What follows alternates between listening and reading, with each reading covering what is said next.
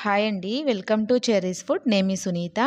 ఈరోజు వీడియోలో ఇంట్లో పిల్లలు కానీ పెద్దవాళ్ళు కానీ ఈవినింగ్ స్నాక్స్ టైంలో ఏమైనా స్వీట్ తినాలని అడిగినప్పుడు ఈ విధంగా చేసి పెట్టండి. అన్నీ ఇంట్లో ఉండే వాటితోనే చాలా ఈజీగా చేసుకోవచ్చు. ఈ స్వీట్ని ఈవినింగ్ స్నాక్స్ టైంలోనే కాకుండా ఎప్పుడైనా దేవుడికి ప్రసాదంగా కూడా చేసుకోవచ్చండి. మీరు కూడా ఇలా ఒకసారి ట్రై చేసి చూడండి, మీకు కూడా తప్పకుండా నచ్చుతుంది. దీనికోసము ముందుగా 1 కప్పు శనగలు తీసుకోవాలి. ఈ శనగలని శుభ్రంగా 2-3 సార్లు కడుక్కొని ఒక గిన్నెలో పోసుకొని ఇవి మునిగే వరకు నీళ్లు పోసుకొని ఇలా 4-5 గంటల సేపు నానబెట్టుకొని ఉంచుకోవాలి. నేను ఆల్రెడీ ఈ శనగల్ని నానబెట్టుకొని తీసుకున్నానండి. ఇలా నానబెట్టుకున్న ఈ శనగల్ని నీళ్ళన్నీ వంపేసుకొని ఈ శనగల వరకే ఒక కుక్కర్లో వేసుకోవాలి. ఈ కుక్కర్లో వేసుకున్న ఈ శనగల్లో 3 గ్లాసులు నీళ్లు పోసుకోవాలి. మనము 1 కప్పు శనగలు తీసుకుంటే 3 కప్పులు నీళ్లు పోసుకోవాలండి. కుక్కర్ మూత పెట్టుకొని విజిల్ పెట్టుకొని స్టవ్ మీద లో ఫ్లేమ్లో 5 విజిల్స్ వచ్చే వరకు ఉడికించుకోవాలి. 5 విజిల్స్ వచ్చిన తర్వాత స్టవ్ ఆపేసుకొని కుక్కర్ విజిల్ అంతా ఆవిరిపోయిన తర్వాత మూత తీసి చూస్తే మనకి ఇలా శనగలు మంచిగా ఉడికిపోయి ఉంటాయండి. మనం పోసుకున్న నీళ్ళు కూడా చక్కగా సరిపోయి ఉంటాయి.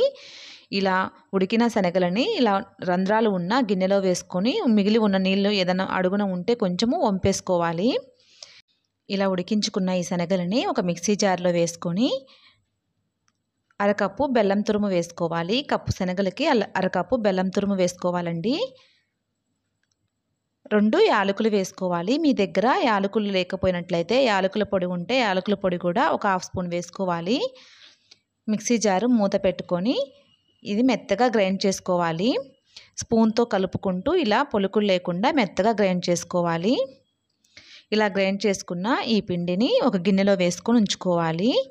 ఒకసారి అంతా కలిసేలాగా చేత్తో మళ్ళీ కలుపుకొని ఈ పిండిలో నుంచి కొంచెం కొంచెం పిండి తీసుకొని ఇలా రౌండ్గా బాల్స్ లాగా చేసుకోవాలి.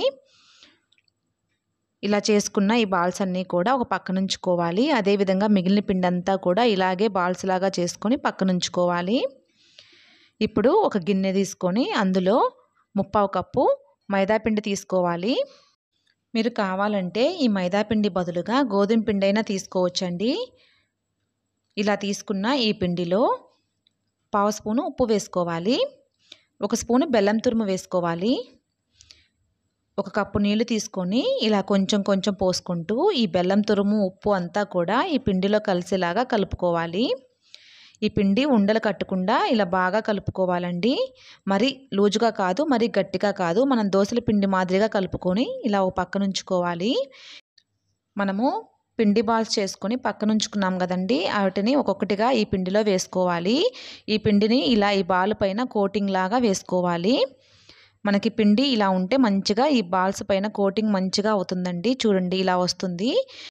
ఇప్పుడు స్టవ్ వెలిగించుకొని స్టవ్ పైన ఒక బాండీ పెట్టుకొని డీప్ ఫ్రై సరిపడా ఆయిల్ తీసుకొని ఈ ఆయిల్ వేడైపోయిన తర్వాత మనం ఇలా కోటింగ్ వేసుకున్న ఈ పిండి బాల్స్ని ఆయిల్లో వేసుకోవాలి. నేను స్పూన్తోనే ఈ విధంగా వేసానండి. ఇలా నిదానంగా వేసుకుంటే స్పూన్తో వేసినా కానీ మంచిగా వస్తాయి.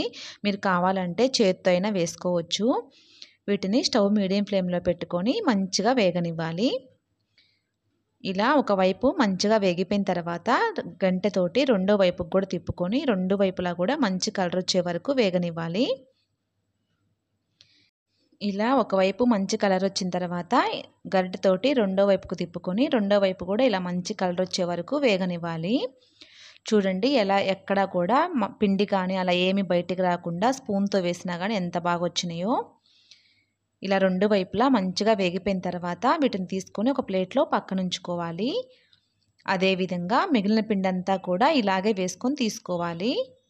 మనకి ఇంకా మంచి స్వీట్ రెసిపీ రెడీ అయిపోయినట్టేనండి. ఎక్కువ టైం కూడా పట్టదండి.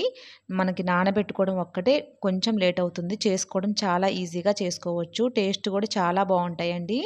మీరు కూడా ఎప్పుడైనా ఇంట్లో పిల్లలు కానీ పెద్దవాళ్ళు కానీ అడిగినప్పుడు సింపుల్గా ఇలా చేసి పెట్టండి, తప్పకుండా నచ్చుతాయి. ఈ వీడియో మీకు నచ్చినట్టయితే లైక్ చేయండి. మీ ఫ్రెండ్స్కి ఈ వీడియో షేర్ చేయండి.